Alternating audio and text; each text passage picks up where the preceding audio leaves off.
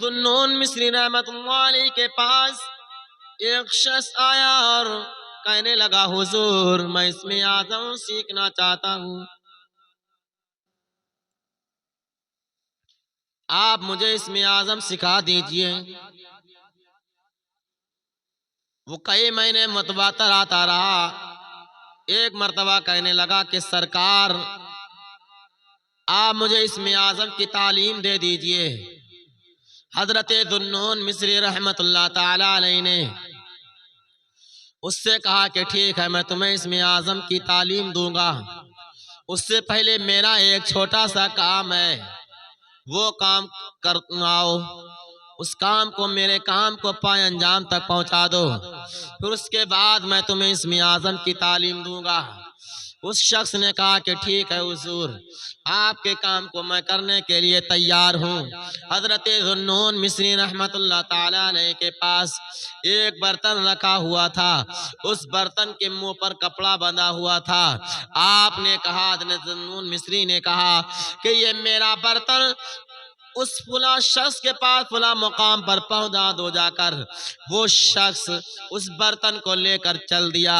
راستے میں پہنچا، اس کے دل میں خیال آیا، اس نے سوچا کہ آخر اس برتن کے اندر ایسی کون سی چیز ہے، میں بھی تو کھول کر دیکھ لوں، میں بھی تو دیکھوں آخر اس کے اندر بند کیا ہے، اس کے اندر کیا چیز ہے جو سرکار جو حضور اس شخص کے پاس پہنچانا چاہتے ہیں۔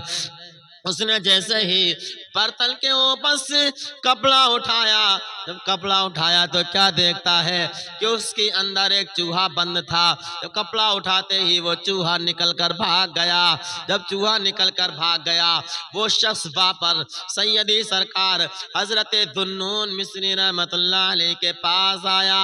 آ کر کہنے لگا کہ سرکار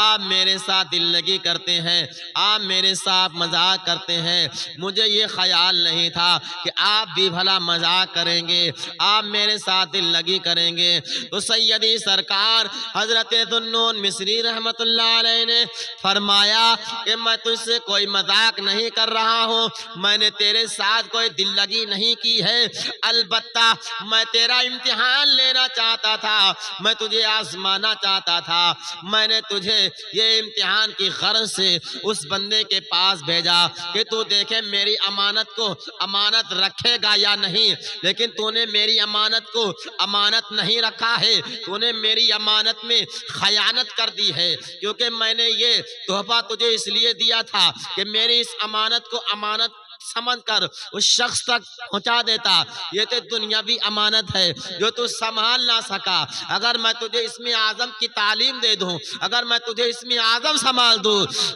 تو تو بھلا کیسے اس بڑی امانت کو سنبھال سکے گا؟ جب تو چھوٹی سی امانت نہ سنبھال سکا تو تو بڑی امانتوں کو کیا سنبھال سکے گا؟ تو اللہ تبارک و تعالی نااہلوں کو بڑی بڑی امانت عطا نہیں فرماتا ہے، اللہ تبارک و تعالی انہی کو